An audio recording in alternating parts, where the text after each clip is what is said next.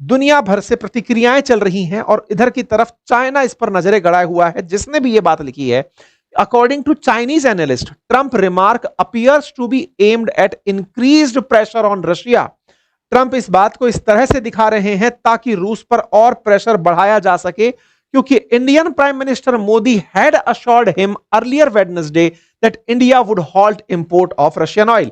इसका मतलब ट्रंप के द्वारा अगर वहां से यह बात बोली गई है तो इसके मायने क्या निकाले जाएं कि क्या वाकई में भारत ट्रंप के साथ में अपने संबंध सुधारने के लिए रूस से तेल खरीदना बंद कर देगा? यह बड़ा सवाल है। और आप सब जानते हैं कि भारत अपनी ऊर्जा आवश्यकता का 80% इंपोर्ट करता है और इंपोर्ट किए जाने वाले तेल में लगभग 30% ऑयल हमारी कुल जरूरतों का फिलहाल रूस से आ रहा है। और रूस से खरीदने वाले तेल में हम अपनी सरकारी कंपनी जो हमारी IOCL जैसी कंपनियां हैं ये भी खरीदती हैं, तो प्राइवेट कंपनियों में रिलायंस खरीदती है और एक रूसी कंपनी जो रोसानेफ्ट जो भारत में नायरा के साथ काम कर रही है वो खरीदते हैं।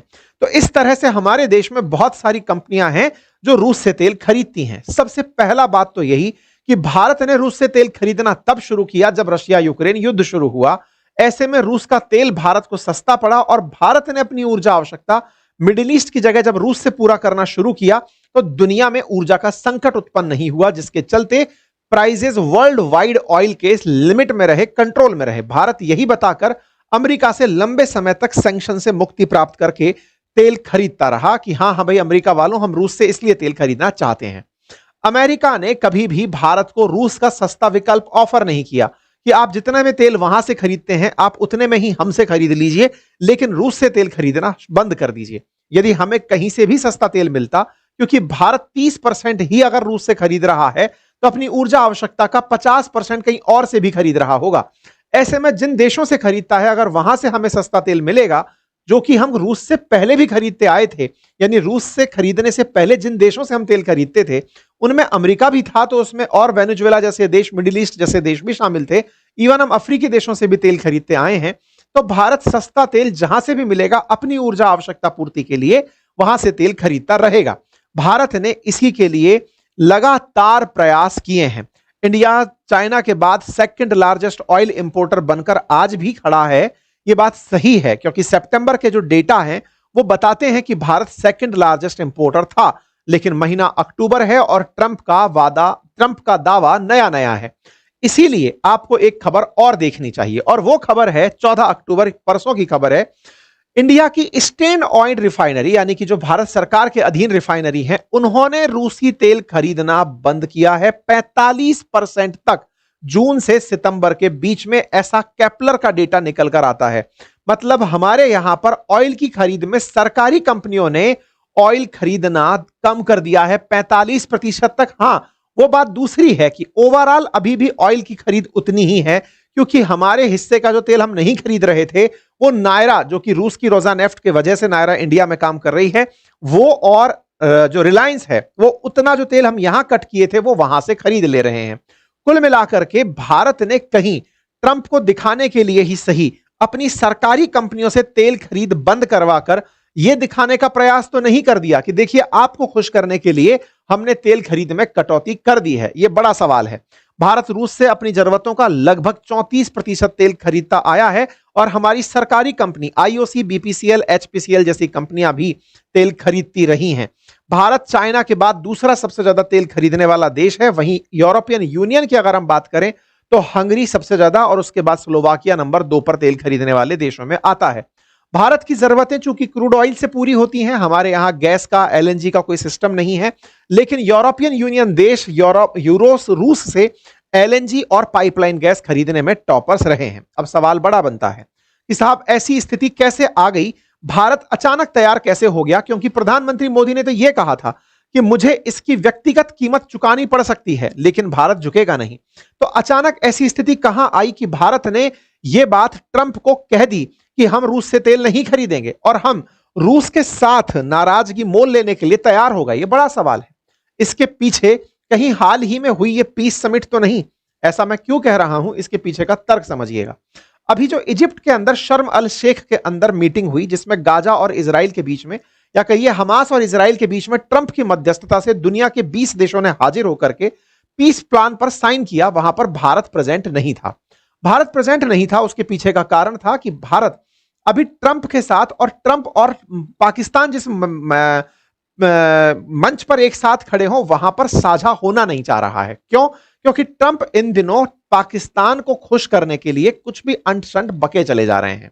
ऐसे में भारत अपनी डिस्टेंस को बरकरार रख रहा है। एक तो बड़ा कारण यह है। दूसरा बड़ा कारण भारत की तरफ से फिलहाल तो निकल कर नहीं आया है, लेकिन भारत कहीं ना कहीं उस खेमे में शामिल नहीं होना चाहता जिसे अमेरिका लीड कर रहा हो। लेकिन क्या करें, पीस डील जब अमेरिका करवाता है तो इस पीस डील के समर्थन में पूरा मिडिल ईस्ट उतर के आ जाता है। मिडिल ईस्ट भारत के साथ बड़ा व्यापार करता है, साथ ही साथ ओआईसी के जो देश हैं, जीसीसी कंट्रीज हैं, वो सब समर्थन में थे।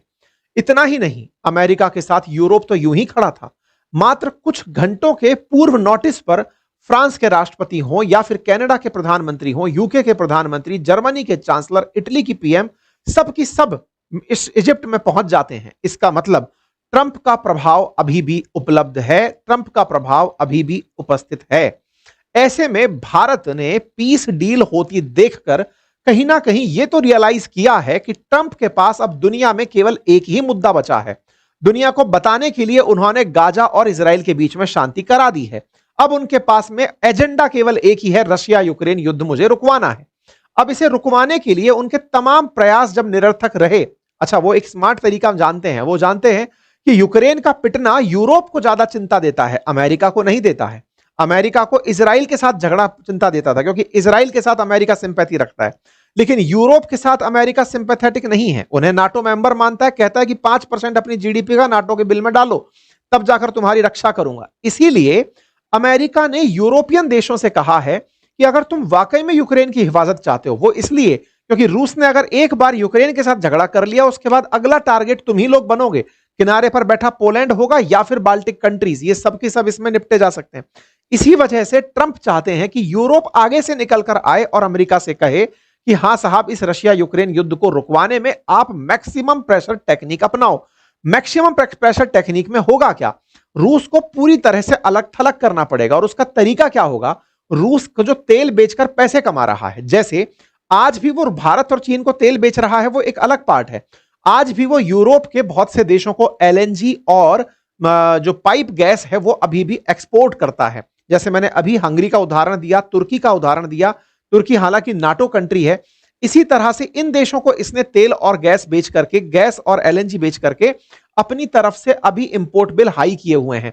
तो ट्रंप लगातार यूरोप पर दबाव बना रहे हैं और ऐसे में अगर वो मैक्सिमम प्रेशर टेक्निक में कामयाब होते हैं तो भारत ये जानता है कि अब उनका एक सूत्रीय एजेंडा होगा कि रूस पर अत्यधिक प्रेशर कैसे बनाया जाए। अब बड़ा सवाल बनता है कि भारत रूस के साथ रहकर भी क्यों अपने आप को इस तरह से आइसोलेट पा रहा है। इसके पीछे का कारण समझिए। देखिए, रूस अपने ही इस जंग में इतना मशरूफ है कि वो फिलहाल डिप्लोमेटिकली पूरी दुनिया में अपना प्रभाव स्थापित नहीं करवा पा रहा है। रूस खुद चाइना की छांव में जाकर खड़ा हो गया है।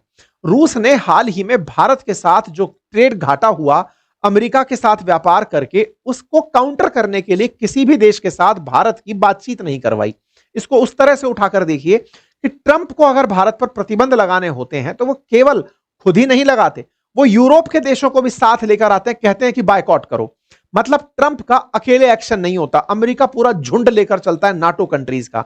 लेकिन रूस इस समय अकेला है, वो खुद चीन की छाया में पीछे चल रहा है। अर्थात चाइना फ्रंट फुट पर है, रूस बैक फुट पर हो रखा है और वो चाइना को सपोर्ट करते हुए आगे चल रहा है। इसका मतलब यह हुआ कि वर्ल्ड पावर्स ने अभी धुरे अपनी रूस और अपनी चीन और अमेरिका में ढूंढ ली है।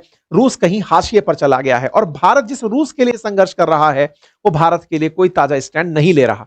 इसलिए मैं कहीं ना कहीं इस बात तक पहुंचता हूं कि कहीं भारत ने ये जो दुनिया में बदले फिलहाल के घटनाक्रम है, इसकी वजह से तो रूस को साइडलाइन करने का निर्णय नहीं ले लिया। और यदि ऐसा है तो क्या भारत इसे पूरी कैलकुलेटेड रिस्क की तरह से ले रहा है? क्योंकि ट्रंप ने यूक्रेन का साथ देने के लिए अगर मैक्सिमम प्रेशर टेक्निक अपनाई तो निश्चित ही वो पुतिन पर दबाव डालने के लिए चाइना पर और भारत पर टैरिफ का प्रेशर जरूर डालेंगे। मैं आपको आज की अपडेट दे देता हूं। ट्रंप अभी जब आप सेशन सुन रहे हैं उस समय पुतिन से बातचीत करके रुके हैं और जेलेंस्की मिलने के लिए इनके पास में अमेरिका जा रहे हैं। रशिया ने थोड़ी देर पहले ही बॉम्बार्ड किया था यूक्रेन के अंदर गैस साइट्स को। ट्रंप की बातचीत हो रही है, यह मैं आपके सामने सेशन दिखा रहा हूं। I am speaking to President Putin now. इसका मतलब ये दोनों लोग बातचीत में हैं और ट्रंप लगातार पुतिन के साथ बातचीत इसलिए कर रहे हैं क्योंकि वो उन्हें अपडेट दे रहे हैं कि देखो भाई, मैं गाजा रुकवा चुका हूं, अब तुम्हारा नंबर है कि इसको युद्ध को रुकवाना है और कैसे रुकवाना है उसकी तैयारियां करो। और युद्ध रुकवाने के लिए अब उधर से व्हाइट हाउस में फिर से जेलेंस्की को बुलाया गया है और इधर ट्रंप ने पुतिन से बातचीत की है। इसीलिए ट्रंप के साथ भारत कैसे आगे बढ़ता है, यह अपने आप में एक बड़ा सवाल बनता जा रहा है। एक और इंपॉर्टेंट जो घटनाक्रम है वो भी आप लोगों को ध्यान देना चाहिए। अमेरिका में इस समय 15 दिन से ज्यादा बीत चुके हैं, उनका धन विधेयक पास नहीं हुआ है। बजट के पास हुए बिना अमेरिका में बहुत सारी जरूरी सेवाओं का बिल अटका हुआ है, क्योंकि डेमोक्रेट्स, बाइडेन की जो पार्टी के लोग हैं, डेमोक्रेट्स जो हैं, वो ट्रंप का बजट में साथ नहीं दे रहे हैं। और सीनेट में जब तक 60% वोट राष्ट्रपति के साथ नहीं होते, बजट पास नहीं होता। ट्रंप का बिल 55 पर अटका हुआ है। लेकिन आप जानकर आश्चर्य करेंगे कि उस सीनेट में जहां से 60 वोट ट्रंप अपने पक्ष में बजट के लिए नहीं ला पा रहे, उसी सीनेट से 85 सांसदों ने, 85% सांसदों ने, क्योंकि सीनेट में मेंबर ही 100 होते हैं, उसमें से 85% सांसद यानी कि 85 सीनेट मेंबर्स ने ट्रंप से कहा है कि चाइना पर 500% टैरिफ लगा दो। ये बेसेंट प्रेसिडेंट के बयान को सुनाते हुए दिखाई दे रहे हैं और वो कह रहे हैं कि हमें अब सीनेटर्स ने, 85 यूएस सीनेटर्स ने कहा है कि चाइना पर 500% टैरिफ लगा दो। अब ये बात बड़ी बात है। ये ऐसे समय पर बात निकल कर आ रही है कि जो सीनेट या जो डेमोक्रेट ट्रंप के साथ बजट पर साथ नहीं है, वो चाइना पर 500% टैरिफ लगाने की बात कर रहे हैं। तो क्या अमेरिका रूस पर प्रेशर बनाने के लिए चाइना पर कुछ दिनों के लिए ही सही, अगर 500% टैरिफ लगा गया तो रूस को रुकना पड़ जाएगा, क्योंकि चाइना तेल खरीदना रोक देगा। 500% टैरिफ बहुत होता है। अब इस बात के जवाब में हालांकि ट्रंप प्रशासन का कहना है कि 500% टैरिफ मैं तो लगा दूं, लेकिन यूरोपियन देश भी इस बात के लिए तैयार हो कि वो भी चाइना पर टैरिफ खेलेंगे। मैं उनको बचाने के लिए खुद अपना नुकसान क्यों करूं? इसी वजह से ये सारी चीजें हो रही हैं। इसके साथ साथ यूके के द्वारा नायरा एनर्जी जो कंपनी है उसके ऊपर अभी कुछ प्रेशर किया गया है कि रशिया के तेल खरीदते हो आप लोग। इस तरह की तमाम चीजें चल रही हैं। खैर, फिलहाल भारत और रूस के संबंधों पर जब रूसियन एम्बेसडर से पूछा गया तो उन्होंने अपनी तरफ से यही कहा कि India want bye Russian oil. इस बात पर कहा कि इंडिया और यूएस इंडिपेंडेंट हैं अपने डिसीजंस लेने के लिए, हम उनके मामले पर कोई भी इंटरफेयर नहीं करेंगे। हमारी ऑयल सप्लाई भारत की इकोनॉमी के लिए फायदेमंद है, भारत के लोगों के लिए फायदेमंद है, इसलिए हम यहां पर तेल भेजते हैं। इन्होंने अपनी तरफ से यही कहा कि India acting with national interest in mind, ऐसा उनके बारे में है। हमारा कॉपरेशन बहुत ज्यादा है और वो इनके साथ मिलकर के है। यानी कि रूस की तरफ से अपने बयान में सिर्फ इतना ही कहा गया है कि भारत अपने हित के बारे में सोचना जानता है और भारत के लोगों का हित हमने सस्ता तेल देकर के किया हुआ है। जब भारत के विदेश मंत्रालय के प्रवक्ता से यह बात पूछी गई तो उन्होंने कहा कि भारत की प्रधानमंत्री की आज कोई भी ट्रंप से बातचीत नहीं हुई है। तो अगर ट्रंप ने यह कहा कि प्रधानमंत्री मोदी से आज बात हुई है तो हमारी कोई भी उनसे बातचीत नहीं हुई है। तो एक तरह से क्या ट्रंप फिर से झूठे हो गए? नहीं, ट्रंप बोलने में टुडे बोल गए क्योंकि बिना टेलीप्रॉम्प्टर के बोल रहे थे। लेकिन उनका कहना था सरगई के साथ में, जो उनका अभी एम्बेसडर यहां पर आया जिसने भारत के रुख को ट्रंप तक पहुंचाया, उसके साथ प्रधानमंत्री की जो वार्ता थी संभवतया वो उसके रेफरेंस में बात कर रहे थे, जो आंकड़े भी सजेस्ट करते हैं कि भारत की सरकारी कंपनियों ने तेल खरीद में कमी की है। इसका मतलब भारत फिलहाल तो इस बात से निकल लिया ये कहते हुए कि हमारी तरफ से आज कोई बातचीत नहीं हुई है, लेकिन संभवतया भारत अमेरिका से ट्रेड डील करने के लिए एक डेटा उसमें यह डाल सकता है कि सर आपके साथ व्यापार तो करना चाहते हैं, आपके साथ हमारे इंपोर्ट बिल कम है और चूंकि हम तेल इंपोर्ट करते ही हैं, आप सस्ते दामों पर हमें तेल दे दो, हम रूस से तेल खरीदते हैं, हम आपसे खरीद लेंगे। कुल मिलाकर ट्रेड का जो हमारा धन उधर रूस जा रहा है वो आपके पास चला जाएगा। आप आश्वस्त कर दो कि आप सस्ता तेल दोगे, क्योंकि हमें तो अल्टीमेटली खरीदना ही है। ऐसा फिलहाल के लिए प्रतीत होता दिख रहा है। भारत की तरफ से 80% तेल Iraq, Saudi America, south Africa, अन्य देशों से खरीदा जाता रहा है। ऐसे में हो सकता है कि ट्रेड डील में भारत अमेरिका से ही कह दे कि आप ही तेल बेच दो हमें, जब आपको इतनी ही दिक्कत है तो आप रूस की कीमत पर हमें तेल बेच दो, अगर आप ये करने में कामयाब होते हो तो हम आपसे खरीद लेंगे। और उसमें संभवतया भारत को कोई नुकसान भी नहीं है, क्योंकि रशिया यूक्रेन के युद्ध से पहले भारत रूस से ज्यादा तेल नहीं खरीदता था। इसका मतलब भारत अपने हितों का ध्यान रखते हुए अमेरिका के साथ ट्रेड डील को भी बनाकर आगे ले जा सकता है।